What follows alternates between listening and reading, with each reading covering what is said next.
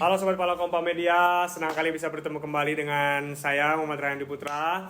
Kali ini kita ditemani bukan saya sendiri tapi dengan tamu-tamu spesial. Dimulai dulu dari sebelah kanan saya, Studi S2 Pembangunan Internasional Mas Dafa. Oke. Dan selanjutnya kita ditemenin juga oleh siswa SMA yang gak kalah kerennya, Yanuar. Siapa namanya? Januar. Oke. Kali ini kita akan membahas topik-topik. Oh ya, nama saya Muhammad Rani Putra dan saya kali ini akan berperan sebagai moderator juga mahasiswa. Dan kali ini kita akan membahas topik-topik yang nggak kalah keren dari topik-topik lain yang di luar sana. Sesuai dengan apa yang udah kita bahas di sebelum-sebelumnya, kita sudah melakukan aksi jalanan di mana kita menanyakan ke masyarakat umum. Habis itu kita juga ada PIP, Paper It Podcast. Jadi kita membahas data yang kita kumpulkan itu yang biasanya jadi paper, cuma kita jadiin podcast. Habis itu kita masuk ke episode selanjutnya yaitu 3GP, yaitu 3 Generation Podcast. Oke teman-teman, sebelum kita mulai nih, ada intronya dulu. Gimana tuh, Bang? Intronya ikutin ya. Mas boleh ikutin mas gini. Neng gitu ya mas ya. Oke. Kali ini kita akan intro dulu. Selamat datang di Pala Kompa Media. Teng neng neng neng neng. Oke teman-teman. Kali ini kita akan ngebahas beberapa topik yang emang udah kita bahas sebelumnya, yaitu ada tentang infrastruktur kota, transportasi umum dan dan seputar hal tersebut lah. Dan kali ini kita akan membahasnya dari 3 perspektif yang menarik. Yang pertama dari siswa yang emang juga pengguna, saya juga mahasiswa, sedikit mempelajari dan juga pengguna, dan juga ada Mas Dafa selaku mahasiswa S2 yang belajar tentang pembangunan internasional yang mungkin lebih memiliki pengetahuan lebih lanjut dibandingkan kita berdua di sini. Jadi teman-teman, tolong ditonton sampai akhir, soalnya ini akan menarik dan juga bermanfaat untuk kita semua. Oke, langsung masuk aja. Pertama-tama nih, aku pengen masuk dulu ke Kakak Yanuar. Kira-kira nih Kak Yanuar, kalau dari kondisi fasilitas umum nih dan infrastruktur kita hari ini, kalau dari menurut Kakak, kita nih di tahap apa nih? Berkembang, stagnan, atau justru timpang kita tuh? Boleh. Sebenarnya, Kang, kalau menurut aku sendiri, buat di beberapa kota itu udah cukup berkembang, Kang. Kenapa? Soalnya kalau misalkan ngomongin terkait apakah si pejalan kaki ini tuh terpenuhi atau tidak gitu Ya. untuk bisa menggunakan infrastruktur yang ada gitu, ya itu tuh udah cukup terpenuhi juga gitu, Kang. Apalagi kalau misalkan memang kayak contohnya aku kan salah satu pengguna juga ya, Kang. Ya.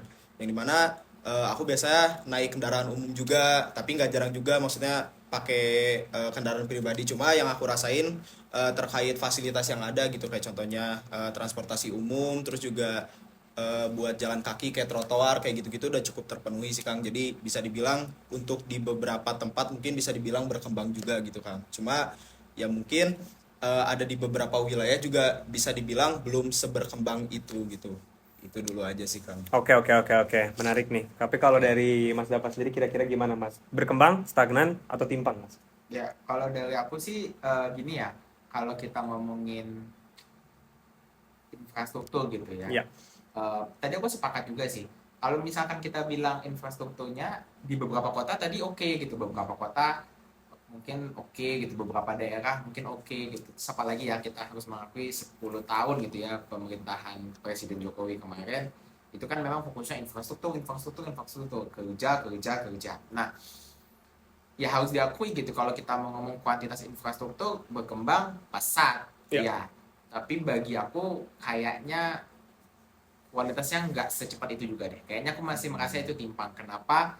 Karena kayak tadi dibilang gitu, di beberapa kota mungkin iya, tapi di tempat yang lain timpang. Aku mau nanti mungkin sedikit ini aja ya. Aku asalnya dari Sumatera gitu ya, tinggal di Jawa udah cukup lama gitu. Kadang kalau pulang kampung tuh timpang gitu. Oke. Jadi padahal kalau dibilang sama Indonesia sama, satu Iya. Indonesia.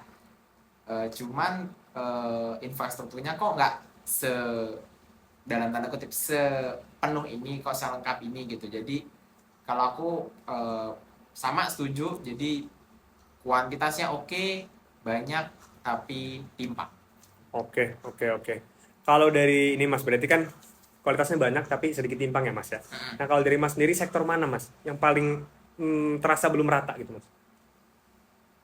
Kalau aku tadi ya misalkan ngambil contoh tadi Sumatera sama Jawa apa di tempatku di Sumatera di Bengkulu terutama dengan di sini gitu ya. Iya. Sektor transportasi, sektor apa ya mobilitas gitu Oke. ya. Nah, itu yang menurut aku menjadi suatu apa ya hal yang mungkin masih mengganggu gitu karena kelihatanlah jomblangnya antara di Sumatera dengan di Jawa. Oke. Kalau dari Kak Yanuar sendiri. Kalau dari Kak Yanuar sendiri nih, ketimpangan ini tuh lebih sering kerasa kota antar kota, desa antar desa, atau merata semua? Sebenarnya kan kalau yang aku rasain ya Hmm. mungkin bisa dibilang juga kota antar kota tuh kerasa banget jomplangnya kan. Kenapa kayak gitu? Soalnya ya kayak contohnya aku tinggal di Bandung kan, Iya. yang dimana ya aku pastinya seringnya jalan-jalan tuh di Bandung gitu.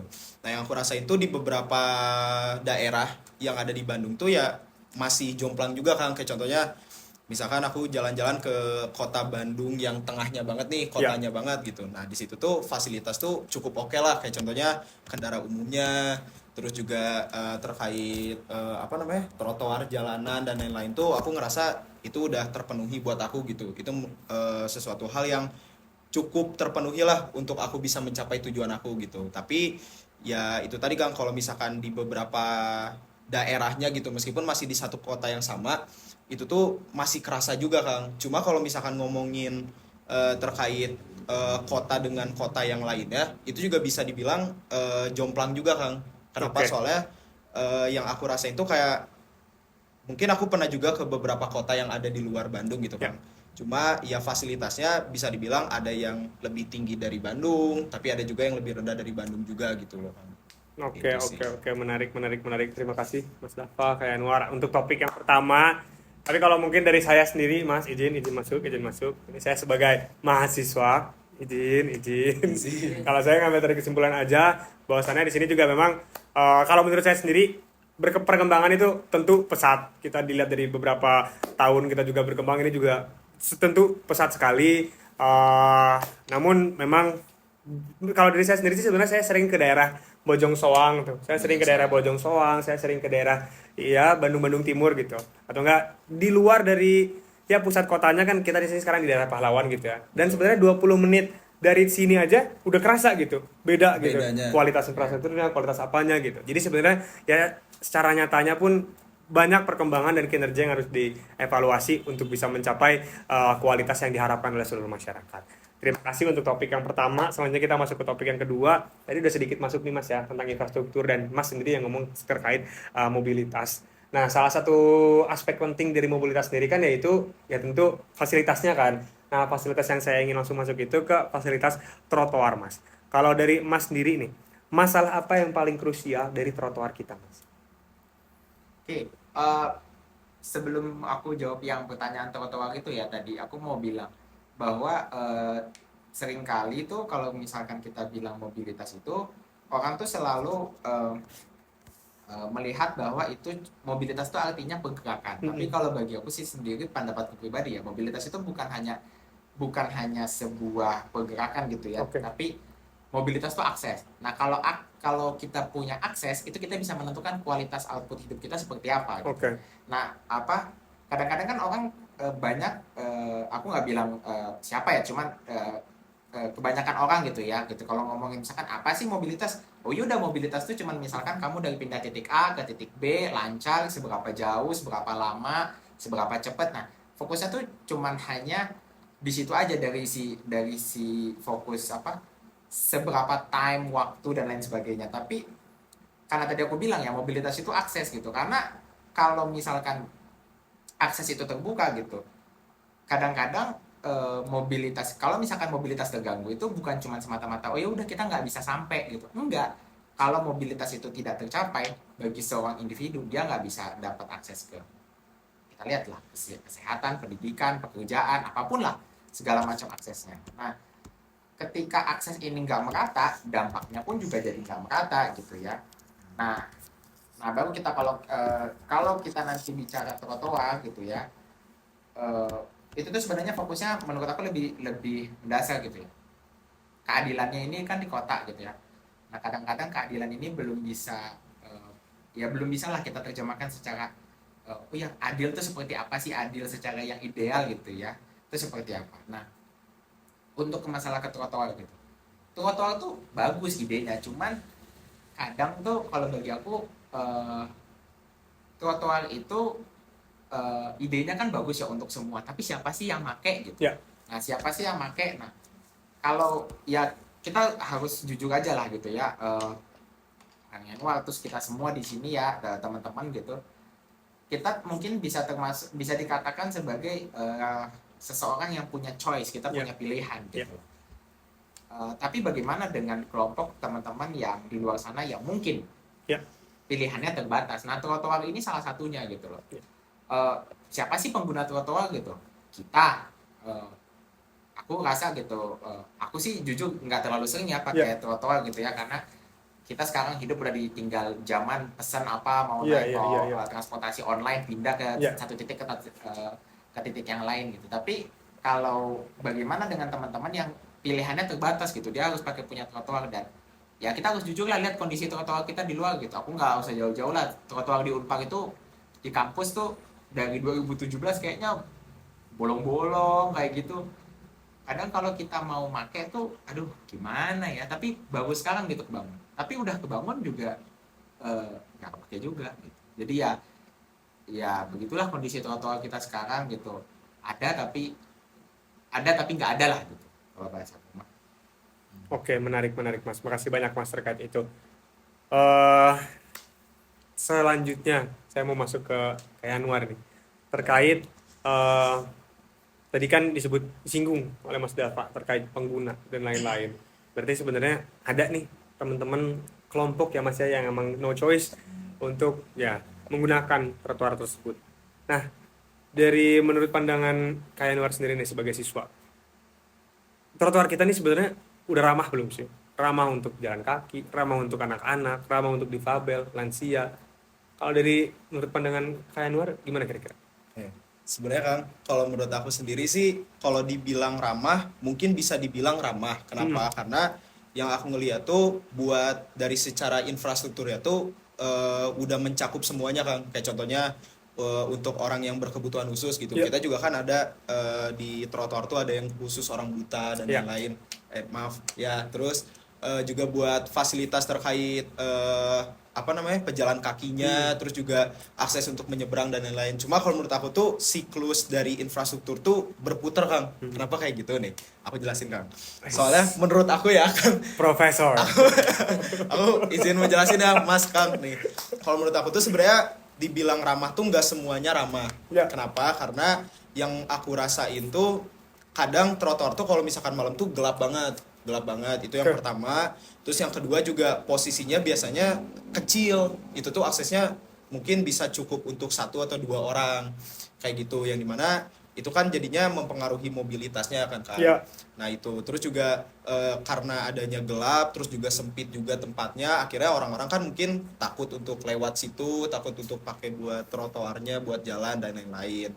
Nah tapi juga di situ tuh jadinya banyak dihuni sama kayak pengamen-pengamen, terus juga pengemis-pengemis dan lain-lain lah. Itu malah bikin makin orang-orang makin susah juga kan Kang buat lewat gitu, makin takut juga. Nah sementara kan alasan lain kenapa orang-orang gak pakai trotoar tuh bukan cuma karena itu, mungkin karena adanya akses mobilitas yang lebih tinggi juga, kayak contohnya kendaraan umum kan Kang.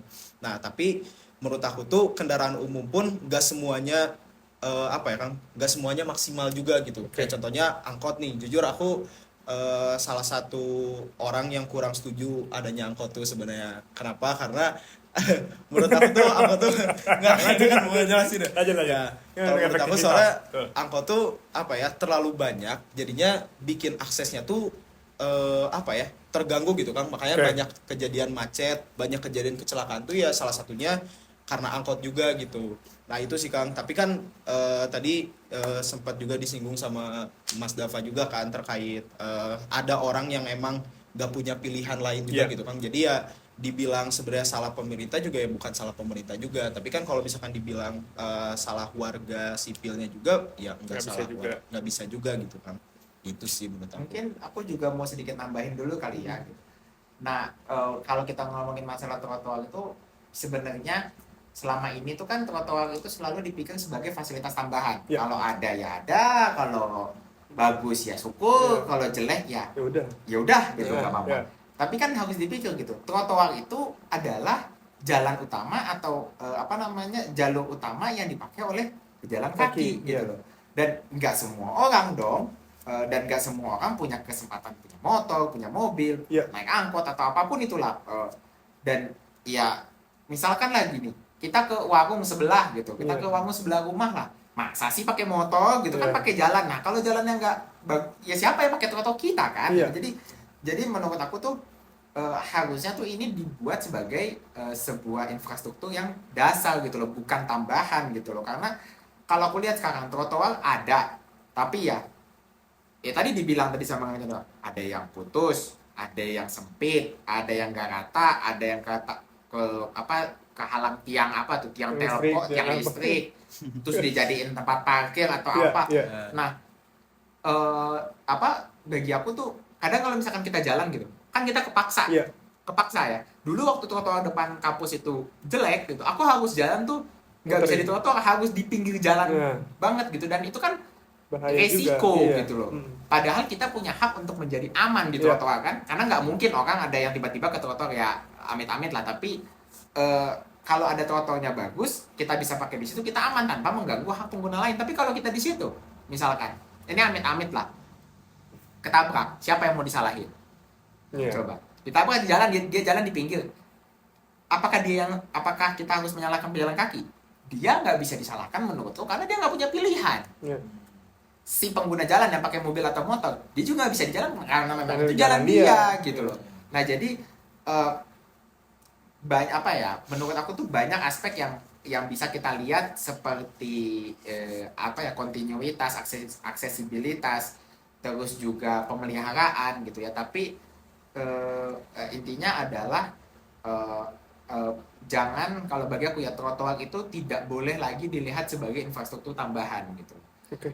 tapi harus menjadi infrastruktur umum karena kalau itu nggak ada ya sama aja Oke. apapun kebijakan yang diambil ya diskriminatif Anda tidak memperhatikan kita gitu loh sedangkan mohon maaf ya kita yang punya berkeyakinan gitu ya punya keyakinan apapun lah keyakinannya gitu kita diberikan apalagi yang punya kaki gitu ya gitu kan kita pakai buat jalan gitu tapi kalau kita nggak punya alatnya apa maksudnya kita nggak diberikan aksesnya kita tidak diberikan jalurnya untuk jalan ya kita tidak menghargai pemberian Tuhan yang Maha Esa gitu kan atau apapun lah gitu disebut jadi kurang lebih gitulah tambahan kalau masalah trotoar tapi yang angkot tuh mungkin nanti bisa lah kita diskusi aku kayaknya punya insight yang agak beda tuh kalau yang tadi Kang Yano bilang angkot kayaknya bagi saya angkot ganggu deh tapi kalau bagi aku ya ganggu tapi sebenarnya tetap kita butuh cuman mungkin nanti pendekatan nah itu boleh tuh Nah, pas banget kalau gitu. Topik selanjutnya tentang transportasi umum. pas nih Sedikit. banget. Ini agak sedikit. Belum ke bagian yang 3, cuman masih masuk ke yang infrastruktur lah. Tadi kan kita infrastruktur itu salah satunya trotoar. Nah, sekarang kita langsung masuk ke masalah terkait transportasi umum atau angkutan umum. Ya, transportasi umum lah secara umum gitu. Nah, saya tuh kemarin tuh kita sempat nanya-nanya Mas ke beberapa ya masyarakat gitu. Memang terdapat kelompok lah, memang ada yang memakai dan memang yang jarang memakai lah karena ya sudah terlihat jelas kelompoknya tuh kan terlihat jelas ada yang punya choice sama yang non choice gitu di situ kan gitu. Nah, tapi saya pengen ngeliat dulu Mas dari yang memiliki choice ya Mas ya, yang memiliki opsi gitu ya untuk mereka ini. Jarang mereka tuh memakai transportasi umum. Mereka kalau misalkan gitu selalu bawa-bawanya itu tentang kalau di negara luar enak kayak gini, selalu ngebandingin itu kayak gitu. ya Masalah utamanya Mas, sebenarnya apa sih? Apakah itu akses, kenyamanan, integrasi, atau kepercayaan publik? Kalau menurut Mas apa Mas? Nah, itu semuanya. Jadi kita kayaknya itu semuanya udah disinggung ya, jadi saya nggak perlu ngasih tahu lagi. Oh gitu. Soalnya tadi udah disinggung. Ini, wah kayaknya udah lengkap nih. Cuman mungkin kalau dari aku pribadi gini ya. Yang aku rasakan gitu, misalkan yang aku rasakan pribadi gitu. Kayaknya kalau aku setiap kali nanya ke teman, ke saudara, atau ke keluarga gitu ya, kenapa sih nggak mau lagi naik angkutan umum? Tadi sebenarnya disinggung.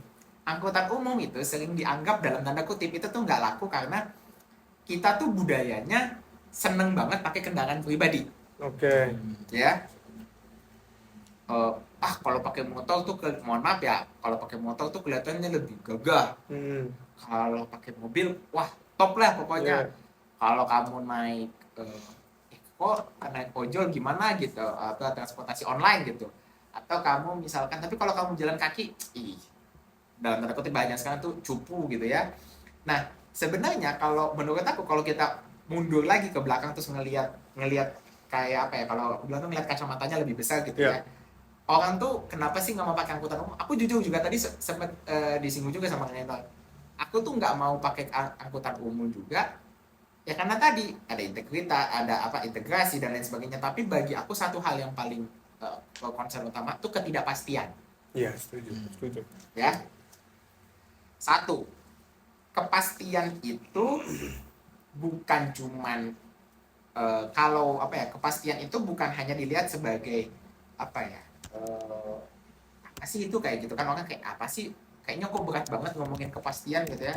Kayaknya kalau kita ngomong kepastian kan sekarang tuh lebih condongnya tuh ke pacar gitu ya, ke cinta gitu. Kamu pasti nggak sih, mau nggak sih sama aku gitu. Padahal sebenarnya nggak sekecil itu masalah apa namanya kepastian itu. Ada kepastian frekuensi, ada kepastian waktu tunggu. Nah kalau misalkan kepastian ini dalam angkutan umum ini rendah, jadi yang dibayar sama kita sebagai pengguna itu bukan cuma uang tiket, tapi opportunity cost-nya. Kalau misalkan di ilmu tuh, di ilmu ekonomi itu ada kan yang namanya opportunity cost ya gitu. Ya. Ketika kamu milih satu pilihan, biaya yang lain gitu kan, itu termasuk opportunity cost yang hilang gitu ya. Jadi ada uang tiket, ada waktu, ada anxiety kan. Aduh, ini lama nih, gue terlambat nih apa gitu segala macam. Nah, apalagi untuk di kota gitu ya, kita bilang waktu itu bukan sesuatu hal yang sepele gitu ya. Ini saya harus disclaimer dulu nih. Ini sebelum podcast ini diambil, saya jujur nih, saya terlambat tadi datang. Terlambat. Nah, karena keterlambatan itu tuh saya bukan cuman biaya yang udah saya keluarkan, biaya transportasi, bukan cuman waktunya yang hilang, tapi anxiety-nya juga gitu loh tadi. Apa namanya, kecemasan yang timbul pada diri saya, padahal bukan karena saya gitu, tapi karena situasi yang ada gitu loh. Jadi angkutan umum itu harus lihat nggak cuma tadi ya, nggak cuma kepastian gitu. Kepastiannya tadi frekuensi, waktu tempuh, rute. Kita ngomongin lagi integrasi, rutenya harus bisa mencakup semua tanpa terkecuali. Terus apa ya namanya, tempat berhentinya, haltenya. Kadang-kadang ya tadi ya dibilang kayak gitu, angkot pasti berhentinya pinggir jalan kan, dimanapun deh gitu. Nah itu kan jadinya bikin macet. Nah dampak efeknya tuh panjang gitu loh. Nah jadi gitu sih menurut aku, kalau misalkan kita ngomong transportasi umum, kenapa sih nggak mau orang pakai gitu ya. Tadi udah kamu jelasin, udah kamu sebutin, jadi aku cuma nambahin aja. Intinya adalah kepastian, tapi bukan hanya kepastiannya itu bisa mencakup banyak hal. Jadi kurang lebih begitu. Berat sekali ini teman-teman, ini kita kasih tepuk tangan dulu sedikit ini. Ini agak berat sampai sekarang. Gue jadi takut salah ngomong. Itu tadi ya itu biasalah, Keluhan aja. Hanya menyampaikan unek-unek aja. Nggak ada benar, nggak ada salah. Tapi betul teman-teman, kita juga sini sebenarnya bukan hanya kita apa ya, membahas dari sisi yang emang seharusnya kita omongin, cuman kita pun sebagai pengguna gitu. Saya juga pengguna, jujur saya juga pengguna. Sedikit cerita nih, karena selanjutnya kita akan ke topik selanjutnya. Jadi ini masuk ke sisi dari perspektif mahasiswa saya. Oke. Kalau dari saya sendiri, juga loh, oh iya, mahasiswa S2. Maaf, mahasiswa S1. S1. Oke. Dari mahasiswa S1. Oke. Kalau dari S1 nih, kalau menurut saya juga jujur pengguna, Mas. Saya juga jujur pengguna, sebenarnya pengguna. Cuman kalau waktu saya di Bandung, jarang Mas pakai. Memang karena paling utama itu adalah ketidakpastian. Kayak saya tuh nggak tahu jadwal, saya tuh nggak tahu kapan ini, dan kadang-kadang saya pun nggak tahu rutenya tuh kemana kayak gitu-gitu gitu kan. Cuman kalau saya sampai Jakarta, ya itu way advance lah dibandingin sama ini gitu Mas. Benar-benar kalau mau kita ngecek rute, tinggal aplikasi, rutenya ada. Angkutan umum pun sudah difasilitasin oleh pemerintah sana, dimana kita bayaran juga semuanya sekarang udah terintegrasi dengan digital payment. semuanya udah imani, semuanya udah apa. Dan kalau misalkan map juga kita tahu, atau misalkan kita naik bus aja, kita turun misalkan di stasiun apa, atasnya udah MRT, udah kereta lagi nyambung kemana-mana gitu. Jadinya kayak saya pun kalau di sana saya jalan kaki tiap hari mas, alhamdulillah saya jalan kaki tiap hari mas sekarang ini jalan kaki. Sama sih maksudnya di Jakarta ya, cuman kalau dari aku tuh mungkin ya tadi kamu udah begini misalkan konteksnya negara luar gitu, kenapa sih orang di negara luar gitu, kita ambil contoh lah misalkan kita kenapa sih di Singapura tuh orang jarang pakai mobil, orang jarang naik Grab, orang jarang naik taksi gitu, semata-mata tuh bukan karena pajaknya mahal sebenarnya, dia pengen mengubah budayanya gitu, yaitu budayanya dia bentuk dari apa, pasti gitu. Kita mah nggak perlu takut, pokoknya jam 10 nih tinggal buka aja, kasih tahu misalkan oh jam 10 tuh nanti ada bis ke sini rutenya jam sekian, dia datang jam segini. Kalau ada delay dia akan kasih tahu oh ini ada delay nih minus 1 menit atau minus 2 menit terlambat gitu ya. Jadi kita bisa mengukur, kita bisa pasti gitu. Sekarang tadi kamu nyinggung Jakarta gitu ya. Kebetulan ya aku juga tinggal di daerah kota penyangga Jakarta. Kalau misalkan acara jam 8 ya, atau pengalamanku dulu lah kerja gitu ya, aku dulu pegawai pemerintah, non pegawai negeri ya gitu. Misalkan kerja jam 8, kerja jam 7, itu harus keluar jam 5. Jam setengah 5 tuh udah harus keluar dari rumah. Telat setengah jam aja, di tol dalam kota itu udah bye-bye deh, kamu bisa 2 jam, bisa tua di jalan. Nah, itu tadi gitu loh, dengan angkut. Nah, itu kan jadinya pentingnya infrastruktur transportasi umum kan. Tapi sekarang tadi kamu bilang ada LRT, sekarang ada MRT gitu. Nah, sekarang aku lebih nyaman, misalkan mau kemana gitu, udah naik aja LRT cepet, bisa punya waktu atau ini 10 menit 20 menit, jadi kita bisa ngukur waktu timingnya tuh pas gitu, dan kemungkinan kayak terlambat kalau nggak force major banget atau kecuali kalau kita telat bangun gitu ya, biasanya kan kayak gitu kita telat bangun ya nggak akan ada masalah gitu. Itu sekarang, tapi kalau dulu, nah sekarang di Bandung lah tadi Kang Yono dan kita semua tahu lah gitu, aku juga tinggal di Bandung, itu gimana mau cari kepastian kepastian apa? Kadang kita nunggu udah lama, halte di sini nunggu lama. Kalau nunggu lama nggak datang, akhirnya ya kita mengeluarkan uang biaya ekstra untuk pergi ke satu titik gitu. Jadi jangan, menurut aku kayak tadi angkutan umum itu jangan marah kalau ditinggal pengguna gitu, karena ya kamu tidak bisa memberikan kepastian, dan yang kita butuh tuh kepastian gitu kan. Menarik ini. Saya dari kesimpulan dari sini, sebenarnya memang infrastruktur terutama di transportasi ini merupakan salah satu aspek yang sangat kita butuhkan, karena memang jujur semua manusia yang ada di bumi ini punya kepentingannya masing-masing. Jadi alangkah lebih senangnya kalau misalkan kepentingan yang kita lakukan sehari-hari ini juga di backing oleh fasilitas yang terjamin dan juga bisa membantu kita kemana-mana aman, nyaman, dan juga efektif dan sesuai, agar perencanaan kita nggak ada yang hancur. Jadi semoga apa yang kita sampaikan di sini bisa menjadi salah satu pandangan lah untuk akademisi maupun regulator, bisa menjadi salah satu input juga dari masyarakat seperti kami. Oke, selanjutnya Mas, ini ada topik yang ketiga, terkait tentang infrastruktur umum dan detail-detail kecil yang sering terlupakan.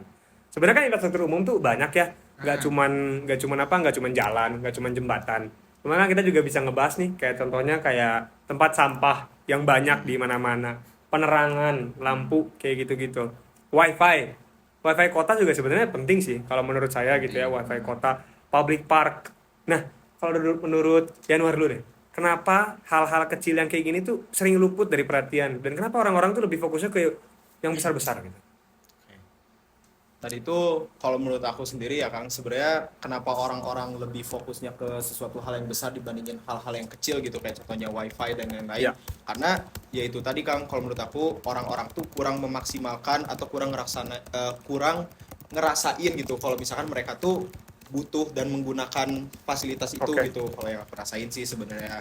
Kenapa? Karena ya balik lagi Kang, dengan adanya orang-orang yang kurang menggunakan fasilitas umum kayak contohnya trotoar, jadinya orang-orang kan kurang aware dan mereka kurang ngelihat juga ke hal-hal kecil yang kayak gitu. Maksudnya sekecil kayak kita menggunakan trotoar aja mereka mungkin termasuk aku sendiri gitu, aku kan jarang juga kan pakai trotoar gitu. Cuma ya karena adanya mereka hal trotoar aja mereka nggak gunakan, apalagi hal-hal yang kecil kayak gitu. Kenapa? mereka lebih fokusnya ke hal-hal yang lebih besar, apalagi mereka biasanya compare-nya tuh sama contohnya luar negeri dan lain-lain gitu kan. Ini pandangan aku aja sih sebagai pengguna gitu. Ditambah lagi apa ya, kita kan kadang suka cepat nyimpulin juga kan kayak misalkan aduh negeri luar kok lebih bagus ya dibandingin negeri yang kita gitu, sementara kan kita juga harus bisa mengembangkan sumber daya yang kita punya juga gitu loh Kang. Sebenarnya itu sih mungkin ya, karena ya orang-orang mungkin kurang aware aja karena mereka nggak bisa ngerasain secara langsung gitu. Sebenarnya itu sih Kang menurut aku, itu aja sih. Kalau dari Mas Dava sendiri nih Mas ya, kan sebenarnya hal-hal kecil tuh ya bener lah berdampak sebenarnya Mas ya, kayak tempat sampah kayak gitu-gitu juga. Dan kita kan ya sebenarnya salah satu masalah utama kita juga ya sampah, iya interkonektivitas kita dengan ya internet pun salah satu hal yang penting gitu Mas gitu. Kenapa hal-hal kecil kayak gini tuh bukannya saya nggak mau bilang nggak berprogres, tapi relatif lebih slow progress gitu Mas. Oke. Ini disclaimer ya, aku menyampaikan ini pandangan pribadi. Jadi if anyone mau tidak setuju atau tidak sepakat itu feel free ya Mas ya. Feel free. Tapi kalau menurut aku tuh kenapa kita bilang tuh, karena satu, kita tuh fokus membangun. Kenapa? Anggarannya besar. Oke, bang, apapun tadi kamu sebut, bangun trotoar, bangun halte, bangun ini, bangun infrastruktur lain, buat ini, buat itu, tapi yang hilang tuh menurut aku apa? Satu, koordinasi. Dua, tumpang tindih. Terus yang ketiga adalah itu tadi, ego sektoral. Nah, dan menurut aku begini, kalau kita bilang pembangunan, menurut aku ya, itu yang pertama, kalau aku mengartikannya begini, pembangunan itu harus ada 3 tahap: bangun, jaga, rawat. Oke. Bangun, jaga fungsi, sama rawat. Nah, kita tuh fokusnya di bangun. Ini jaga fungsi sama rawatnya nih hilang. Oke. Hilang. Karena, mohon maaf ya, kita bikin bangunan sesuatu, terus seremonial, wah bangun, begitu, bangun jalan gitu. Oke. Nanti ditinggal aja. Misalkan, ya aku nggak tahu lah, ada ya berita yang di Bogor tuh ya, jalannya rusak itu karena dilewatin oleh truk-truk segala macam. Nah, itu menurut aku bangun, tapi bangun itu tuh kadang-kadang seringkali lupa visibility studies-nya, kadang lupa, karena bangun tuh cuma yang penting ada, tapi fungsinya buat siapa? Tadi dibilang gitu loh, misalkan kita bangun trotoar bagus ya, tapi tadi detail yang kecil, misalkan teman-teman yang mempunyai special needs lah, aku juga takutnya istilahnya salah, jadi saya minta maaf duluan kalau saya menyebutkan istilahnya salah. Teman-teman punya special needs gitu, coba lihat beberapa trotoar ada yang di Jakarta, mungkin teman-teman nanti yang nonton podcast ini atau yang lain gitu ya, di luar sana gitu bisa paham. Kadang-kadang nggak sih kalau jalan di trotoar itu memang ada sih sign untuk orang yang punya special need, tapi tiba-tiba ditaruh di situ di depannya tiang. Terus berharap apa gitu? Orangnya jalan nebak-nebak gitu. Ini ada tiang nih, jadi aku harus belok. Lah dia belok ke kanan, jalan ke kiri misalkan, got gitu.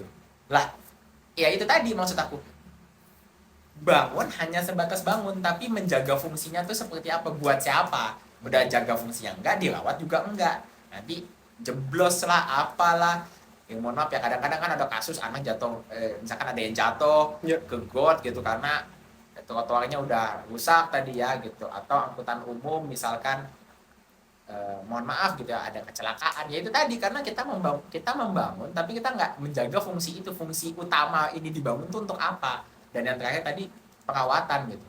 Oke, misalkan bangunnya oke, kita jaga fungsinya, ini untuk biar nyaman, biar terintegrasi, tapi kita nggak rawat gitu, kita nggak maintain gitu. Ya udah, nanti kalau misalkan ini udah rusak atau ini udah usang atau apa, ya udah biarin aja, yang penting kan fungsinya masih tetap jalan, ya nggak gitu. Jadi menurut aku harus bangun, terus jaga fungsinya, yang terakhir juga perawatan. Nah, kalau 3 hal ini dibangun, aku rasa detail-detail yang kecil tadi yang biasanya terlewatkan itu, feeling aku sih pribadi, itu nggak akan terlewatkan lagi. Kang, aku izin masuk Kang. Boleh. Sebagai keluh kesah aku ya. Boleh. Sebagai Silakan. pengguna gitu, sama opini pribadi juga. Maksudnya bener tadi kata Mas Dava, aku setuju banget Kang. Kenapa? Soalnya yang aku rasain tuh emang pembangunan infrastruktur kayak contohnya trotoar atau fasilitas umum yang ada di jalan tuh sebenarnya udah sangat bagus banget Kang yang Iya. aku rasain pada awal pembentukannya gitu, pada awal pembangunannya. Iya. Cuma emang penjagaannya tuh kurang banget, kayak contohnya jembatan penyeberangan tuh Kang. Emang awal-awal tuh bagus banget, pasti rapih banget. Iya. Tapi kan lama-lama tiba-tiba misalkan anggaplah dari hal kecil gitu, kayak contohnya lampunya mati. Nah, otomatis malam-malam gelap kan. Jadinya orang-orang banyak yang nggak mau lewat sana dan akhirnya malah dihuni sama apa namanya? Sama Ya pedagang-pedagang gitu Ya, lah ya, biasanya. kayak gitu-gitu kan. Oh, Ya, oh, yang kayak iya, gitu-gitu itu contohnya. Terus juga trotoar juga termasuk Kang. Kayak contohnya trotoar di kita tuh kan sebenarnya bagus-bagus ya Kang. Kayak Iya. contohnya ada sign buat orang yang tunawisma dan lain-lain kan. Cuma kan kadang suka dipakai parkir juga. Nah, kayak gitu-gitu kan. Makanya Ya. tadi dibilang itu tadi sepakat aku, bangunnya iya tapi nggak dijaga fungsinya. Iya. Trotoar itu kan dipakai buat jalan kan, tiba-tiba ya dipakai buat parkir lah, dipakai buat jualan cimol lah, apalah nggak tahu lah, kita jadi cilok kayak apa nggak tahu kan. Iya. Terus udah tuh nggak dirawat sampai rusak, sampai jebol gitu kan. Halte juga begitu kan. Coba kalau kita ngomongin halte lah, mohon maaf ini halte bus-bus di depan ini di Jalan Sukapati, aku tadi lewat tuh ngeliat tadi, ya Allah haltenya udah sampai dipilok-pilok, kaca pecah. Ya maksudnya kan kalau itu memang untuk umum gitu ya tadi, padahal bangunannya tuh bagus, kayaknya bangunannya rapi lah, bagus gitu. Cuman ya itu tadi fungsinya nggak dijaga kan, fungsinya nggak dijaga. Halte tuh buat apa sih? Buat orang nunggu nyaman ya. Iya. Karena fungsinya nggak dijaga ya habis gitu, dan tuh nggak dirawat pula, ya udah selesai. Jadi aku sepakat tuh gitu. Kadang-kadang emang hal-hal kayak gitu tuh kecil sih, kan sepele gitu kan, padahal cuma bangun jaga fungsi sama rawat. Tapi karena dua ini nggak dilihat, ya udah jadinya cuma bangun aja. Ya udah. Malah ada Kang yang contohnya yang bagus banget nih, menurut aku ini paling lucu. Iya. Kenapa? Soalnya jadi di beberapa kota di Bandung tuh ada pembayaran parkir otomatis tuh. Iya. Di situ. Iya. Nah, Tapi biasanya- yang jaganya Nah, tapi ada juga yang jaga kan. Jadi bingung kan, maksudnya aku tuh pengen keren gitu, Iya. bayar sendiri kan, terus Iya. bisa pakai QRIS atau apa segala Iya. macam, ada standnya gitu Iya, kan. iya, iya, iya. Terus tiba-tiba pas mau bayar di situ Ini mau kesini, dibilangnya rusak, atau- iya, terus bayarnya kesini aja, Iya. katanya kayak gitu kan. Jadinya Ya. nggak berfungsi Biasanya tuh juga lucunya gitu. nanti ada tuh. Ada lagi lucunya. Pembayaran tanpa tunai dipasang tentunya apa pengumumannya. Bayarnya tidak tunai lewat mesin gitu. Tapi di bawahnya memang ada mesinnya. Pas di bawah itu ada mesinnya, ada orangnya juga di situ. Bang, mesinnya rusak. Perasaan ini tulisannya di atas bayar tidak, bayarnya nggak tunai Tunai, deh. ya. Tiba-tiba ada sih mesinnya di bawah, cuman ada orangnya jaga di sebelahnya. Bayarnya ke sini aja. Gimana ya, ini pelahnya di atas, mesinnya di bawah, kamu di sebelahnya gitu. Jadi saya harus ngikutin yang mana nih? Saya bingung kan gitu sebagai pengguna. Nah, itu benar tuh. Itu mah nggak juga, itu di Jakarta juga banyak gitu.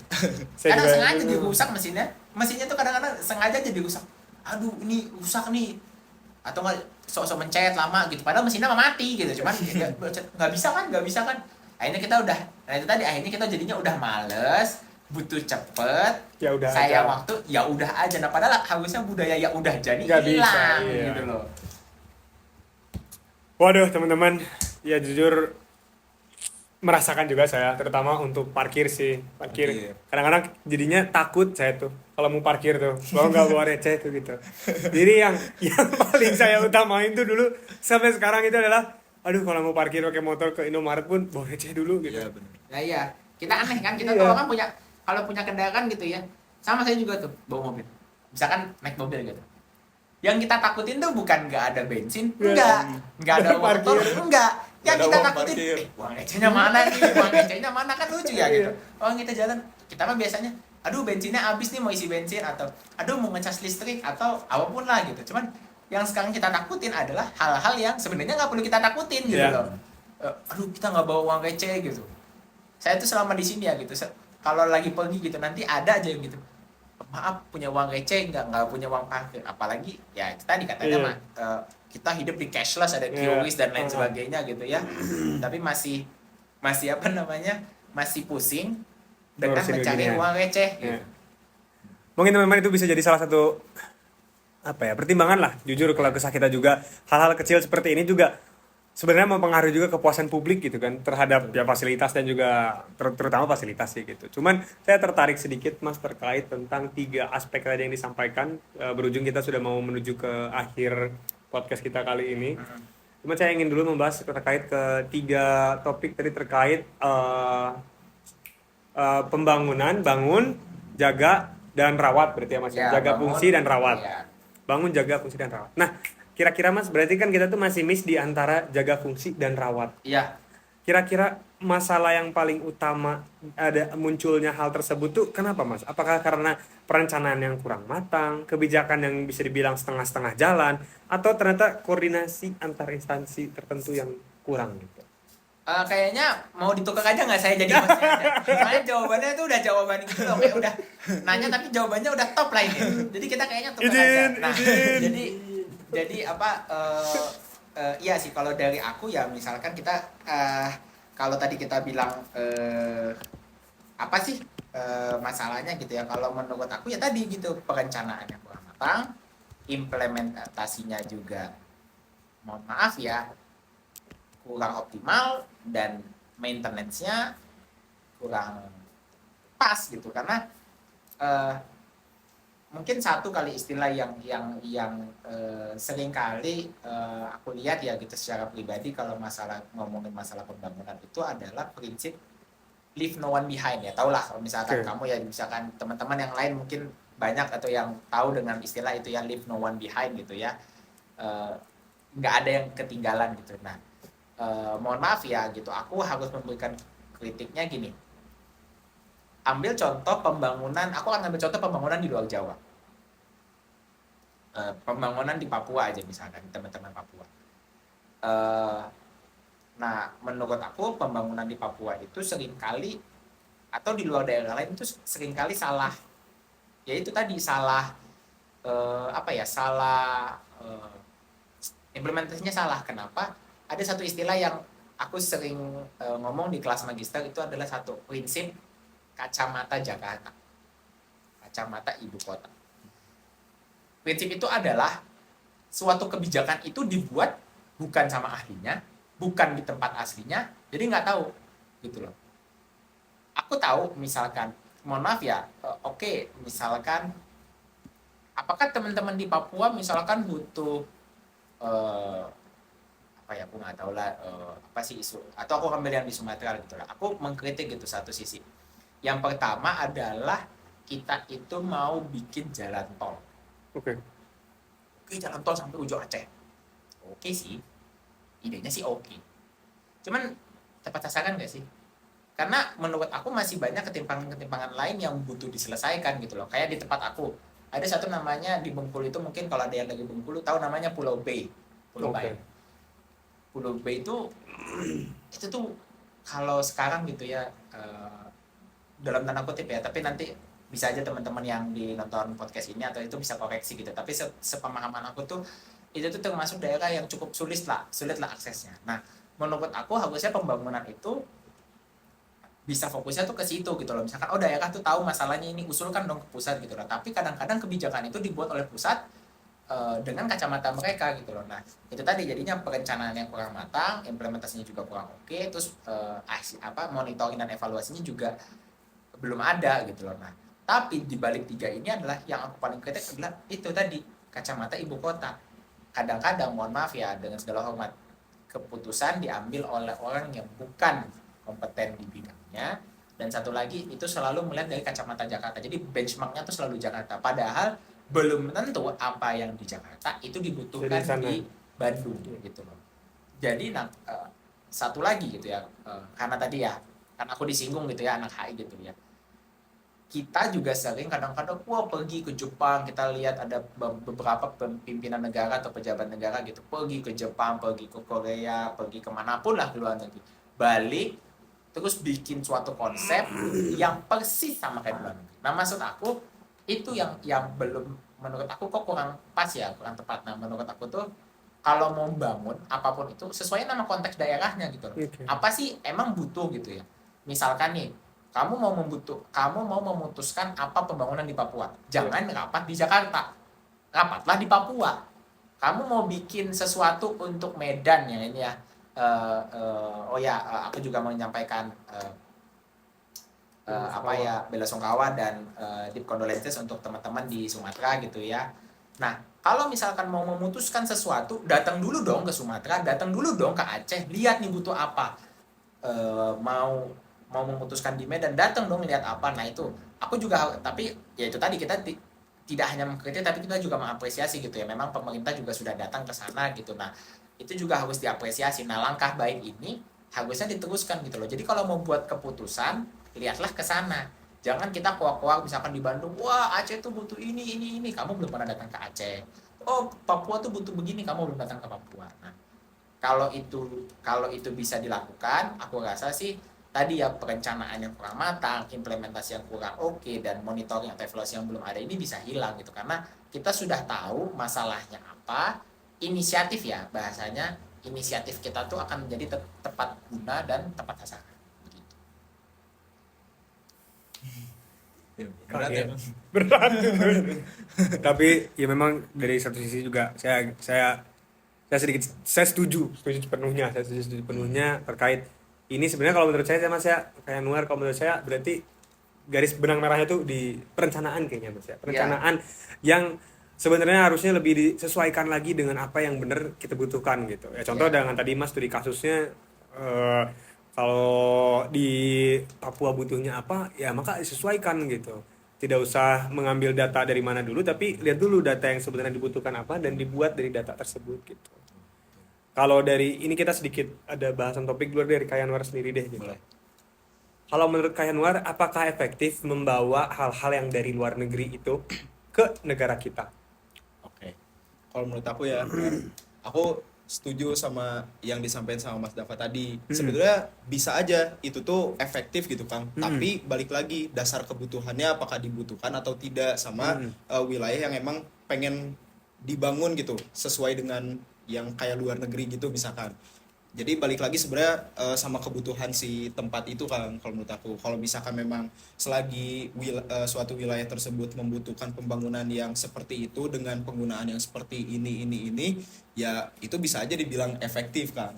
Kalau misalkan emang sesuai dengan kebutuhannya kayak gitu. Karena kalau misalkan kita ngambil referensi dari luar negeri tapi waktu kita implementasiin ternyata nggak sesuai sama kebutuhannya juga kan bisa aja terbengkalai terus nggak kepake, terus juga jadinya nggak digunain sama orang-orang yang ada di sekitar, terus akhirnya malah pemborosan dana dan lain-lain kayak gitu sih kan, jadi nggak efektif lah.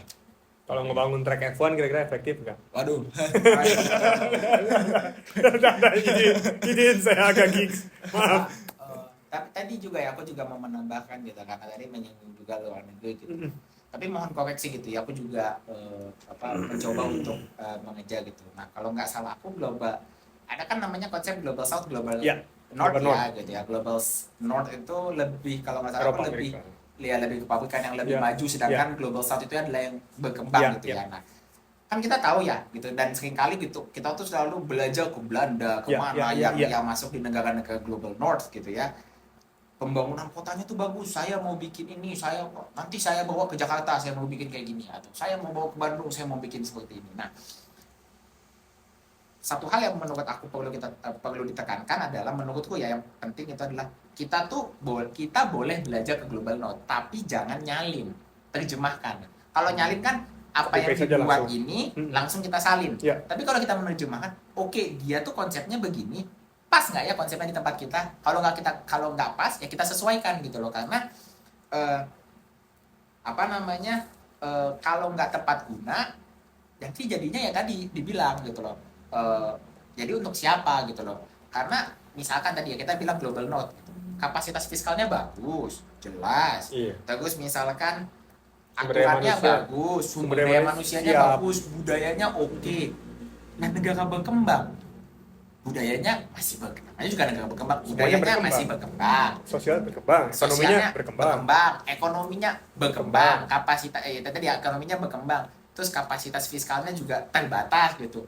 Dan masih banyak masalah-masalah lain gitu lah. Kalau kita nyalin nggak kepake, ya itu tadi kayak contohnya mesin parkir tuh, idenya bagus, saya mau coba mesin parkir, nyalin doang ini mah nggak diterjemahin, nyalin. Kalau diterjemahin kan kita lihat dulu nih masalahnya. Ada si yang suka narik-narikin uang nih, yang ilegal, nah itu diberesin dulu.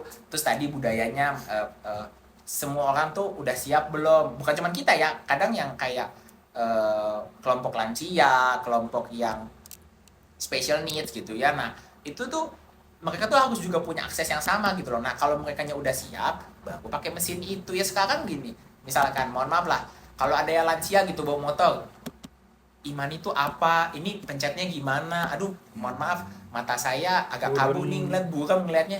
Kan susah. Iya. Tapi karena kita pengennya kelihatannya wow, pasang aja. Ujungnya tetap aja weh. Goceng 2.000 dah ya sama aja bohong itu mah. Jadi ya jadi itu tadi ya. Tapi aku juga bukan menyalahkan Global South itu jelek gitu ya. Tapi Global South ini juga punya potensi. Tapi Iya. itu tadi punya potensi boleh, belajar boleh, tapi nggak nyalin, terjemahin gitu loh. Sesuai dengan konteks gitu. Kalau konteksnya rasa-rasanya belum siap di Global South ya nanti aja, nggak usah takut gitu loh. Nggak usah takut, lebih baik kita tertinggal tapi kita udah siap baru kita pasang daripada kita pasang dulu tapi ujungnya cuma jadi barang mati aja. Tidak terasa sudah mau sejam kita ngobrol-ngobrol kayak gini lah. Kita sudah mau sejam.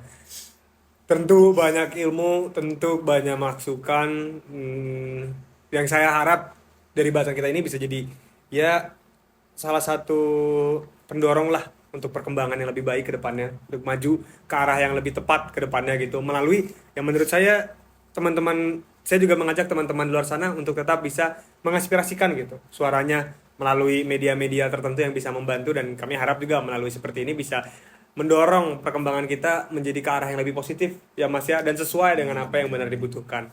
Mungkin sebelum penutupan, saya mau ke last question banget ini sekarang gitu Mas ya. Last question banget Banget titik. Ini dari Januar dulu. Kalau boleh realistis, dalam waktu dekat ini, solusi apa yang paling realistis nih untuk memperbaiki kondisi ini? Atau posisikan Januar sebagai regulator, kira-kira langkah apa yang mau diambil? Waduh. Kalau menurut aku ya Kang, Iya.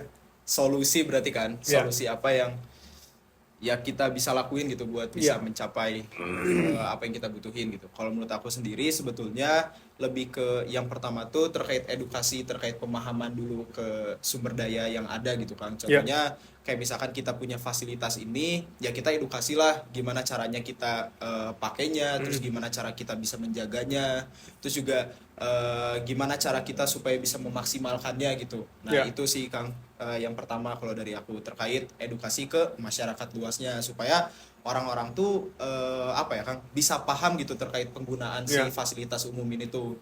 Nah, terus yang kedua juga terkait apa ya Kang, bentuk pemaksimalan penggunaannya juga gitu Kang. Oke. Kayak contohnya tuh misalkan fasilitas yang kurang, misalkan ada suatu wilayah tuh kekurangan fasilitas ini gitu. Nah, kita coba untuk penuhin gitu si fasilitas itu tuh supaya orang-orang tuh yang udah kita edukasi tuh bisa ngeimplementasiinnya dengan penggunaan secara nyata. Itu sih Kang kalau menurut aku, jadinya kan siklus itu terus berputar, jadinya ya apa yang si perancang itu bikin untuk bisa dimaksimalkan oleh masyarakat tuh semuanya bisa terpenuhi. Gitu sih Kang kalau menurut aku. Apalagi tadi fokusnya terkait mobilisasi gitu kan, kayak contohnya kendaraan umum, terus juga apa namanya, ada Infrastruktur trotoar umum. jalan, infrastruktur dan lain-lain. Itu sih Kang kalau menurut aku. Berarti kata kuncinya adalah edukasi, Edukasi dan terus pemaksimalan pengguna. itu ya benar. Pemaksimalan fungsi. Iya, itu. Oke. Berarti kalau dari menurut perspektif Kak Anwar, pemaksimalan fungsi dan juga edukasi terkait apapun yang kita kembangkan ke sumber daya manusia kita agar sumber daya manusia kita lebih siap. Betul. Kalau dari Mas Dapat sendiri, Kalau dari aku ini kali ya apa tadi solusi dan yang lebih harapan, realistis ya. yang lebih realistisnya gitu ya untuk masyarakat gitu ya. Mungkin aku tadi sepakat ya, sosialisasi juga itu penting, terus juga pemaksimalan fungsi karena tadi ya bangun, jaga fungsi dan rawat gitu ya, itu penting. Tapi aku juga mau menambahkan mungkin satu kali ya, partisipasi gitu ya. Jadi aku mengajak teman-teman di sana gitu ya, nggak cuma aku, tapi juga mengajak diri aku pribadi dan juga teman-teman gitu loh, bahwa jangan apa ya, jangan apatis lah gitu, maksudnya kalau memang kurang ngomong gitu loh. The government's idea is apa ya namanya, to serve people gitu. Oke. Bahwa namanya juga pelayan masyarakat. Yep. Tapi jangan posisikan diri kita juga sebagai raja ya, cuma itu kurang, ini kurang, itu kurang, ini kurang. Kamu jelek, kamu nggak bagus gitu ya, nggak gitu. Tapi konsepnya pelayan adalah kita memberikan tahu, oh ini lo kurang, tolong dong diperbaiki. Karena balik lagi, mereka juga melayani itu nggak bisa dari mereka aja kan harus punya input dari kita gitu ya. Dan itu sih yang aku rasa, dan menurut aku partisipasi yang penting adalah partisipasi teman-teman di ranah terkait politik gitu ya. Jadi jangan apatis lah gitu. Kadang aku jujur aja gitu, kadang nanya, kamu tahu nggak menteri A siapa namanya? Nggak tahu. Aku mah nggak peduli, biarin, nggak akan mengubah nasib aku gitu.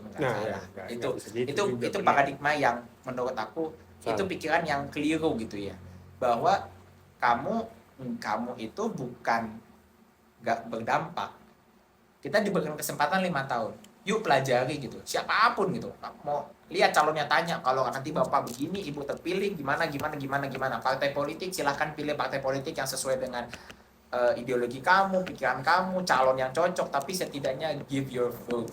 Dan setelah you give your vote, kamu juga harus ikut mengawasi mereka. Bukan udah gue pilih, dia duduk, udah terserah dia mau ngapain. Enggak, kita harus awasi. Karena kalau tanpa pengawasan, orang akan lost control. Jadi perlunya itu. Jadi nggak cuma milih, tapi juga mengawasi, supaya kita tahu kalau dia salah arah atau dia keliru, kita bisa mengingatkan, balik lagi arahmu tuh harusnya begini, kamu keliru. Nah, itu yang terjadi. Dan ini disclaimer ya, hari podcast ini diambil sedihnya ada 3 kasus OTT KPK yang terjadi ya, satu di Kabupaten Bekasi, terus di Kalimantan, yang terakhir itu di Banten gitu ya. Terkait apa Mas Nung? Kalau nggak salah aku, OTT di Bekasi itu terkait proyek, terus juga kalau yang di Banten pemerasan, yang di Banten aku belum tahu karena belum melihat expose-nya, tapi kalau di Kalimantan itu terkait pemerasan gitu. Nah, hal-hal yang kayak gini gitu yang butuh pengawasan dari kita gitu loh. Jadi jangan berharap kayak tadi ya, KPK atau aparat penegak hukum tuh kerja sendiri gitu ya. Kita punya peran ya, kita juga punya peran gitu. Kita awasi mereka, dan kita berhak dan punya segala hak dan punya segala mandat. Karena seyogyanya namanya juga kedaulatan rakyat. Jadi kalau kita rakyat, semua orang punya kedaulatan yang sama untuk bisa mengawasi dan juga vote gitu. Jadi memilih dan dipilih itu bukan hanya itu, tapi memilih, dipilih, mengawasi, dan siap diawasi gitu. Jadi harus ada, kalau kamu siap dipilih, kamu siap diawasi. Kalau kamu memilih, kamu juga punya tugas untuk Absolute cinema. Menurut hari ini topiknya sangat menarik teman-teman semua. Tadi kata Mas Dava sendiri adalah the government, the idea of the government is to serve. So kita as a citizen have the right untuk mengawasi, untuk juga ya turut membantu ya Mas ya, harus turut membantu, dan juga pokoknya terus mengawasi paradigma yang tadi seperti itu, yang seperti saya mah nggak peduli, itu mah bukan urusan saya dan nggak akan ngebantu banget di hidup saya. Itu berusaha mungkin melalui media-media seperti ini kita turuni gitu, agar teman-teman lebih, kita pun masih belajar ya Mas ya, izin masuk, kita pun masih belajar, gak 100% kita benar, cuman di sini kita ingin berusaha untuk memberikan peran kita ya Mas ya, untuk membantu pengembangan sumber daya manusia ini. Jadi teman-teman, topik kali ini itu menarik, tapi sayang sekali kita harus tutup di akhir episode Pala Kompas season 1. Jadi tepuk tangan, season 1 udah beres. Saya Raihan, saya bilang terima kasih banyak ke Mas Dava dan ke Anwar. Terima kasih loh, terima kasih semuanya, makasih teman-teman. Jangan lupa ditonton ya. Subscribe juga gitu ya. Dan wajib kudu, soalnya kita nanti keburu jadi presiden kita semuanya. Nanti susah follow kita. Sekarang kita outro, kalau tadi kan kalau outro sekarang berarti kayak gitu. Oke? Gerak tangannya gini, Mas. Oke? Oke. Sampai jumpa di episode selanjutnya. Oke. Ini mantap.